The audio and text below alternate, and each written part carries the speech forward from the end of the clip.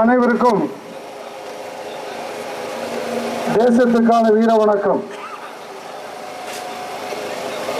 நம்மை ஏப்ரல் மாதம் 22ஆம் தேதி எப்பொழுதும் சீண்டுவதைப் போல சீண்டி பார்த்த பாகிஸ்தானிய வளர்ப்பால் ஊக்குவிக்கப்பட்டு வளர்க்கப்பட்டு பயங்கரவாதத்தை தொடர்ந்து நம்முடைய மண்ணிலே 1947 முதல் தேசம் விடுதலை பெறுகின்ற போது பிரிவினையை ஏற்றுக்கொண்ட நாள் முதல் இன்று வரை பல்வேறு காலகட்டங்களில் பல்வேறு விதமான பயங்கரவாத தாக்குதலை நம் மீது நடத்தி வந்தார்கள். ஆனால் 2014க்கு பிறகு இந்த மண்ணிலே பாரத தாயின்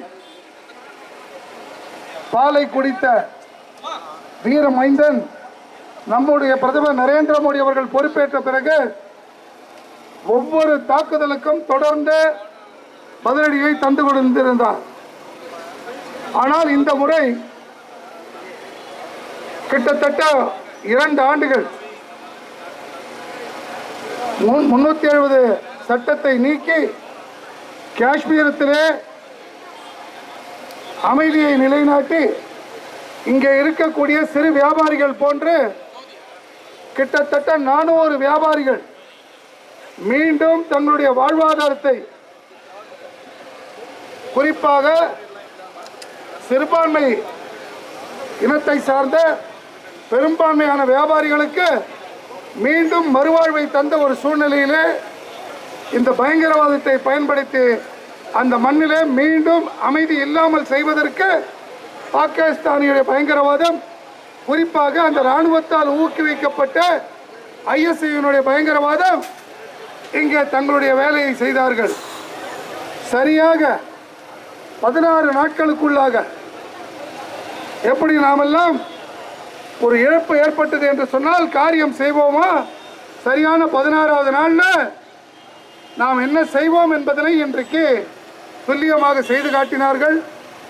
72 மணி நேரத்திலே இந்த அரசாங்கத்தினுடைய வழிகாட்டுதலின் அடிப்படையில் நம்முடைய இராணுவத்தினர் இனி பாரத மண்ணிலே பயங்கரவாதத்தில் பொதுமக்கள் பலிகடா ஆவார்கள் என்று சொன்னால், இப்போ ட்ரெய்லர் தான் பார்த்துருக்கீங்க, டீசர் தான் காமிச்சிருக்காரு, மெயின் படம் இனிமேல் தான் இருக்கு. இன்னொரு முறை இந்த மண்ணை சார்ந்தவன் ஒருவன் பாகிஸ்தானிய பயங்கரவாதத்தால் மரணத்தை தழுவான் என்று சொன்னால், பலிதானம் தருவான் என்று சொன்னால், நிச்சயமாக இந்த அடி பயங்கரமாக இருக்கும் என்பதனை நம்முடைய பிரதமர் அவர்களும் பாதுகாப்புத்துறை அமைச்சர்களும் மிக தெல்ல தெளிவாக கூறியிருக்கின்றார்கள்.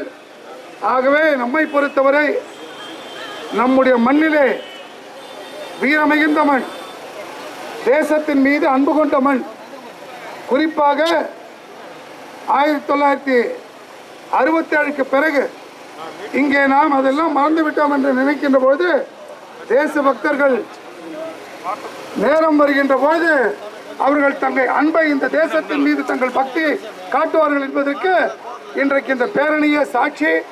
ஆகவே இந்த பேரணியிலே கலந்து கொண்ட அத்தனை தேசபக்த உள்ளங்களுக்கும் செங்கல்பட்டு வடக்கு மாவட்டத்தின் சார்பாக வாழ்த்துக்களை, வணக்கத்தை, பாராட்டுக்களை தெரிவித்துக் கொள்கின்றோம்.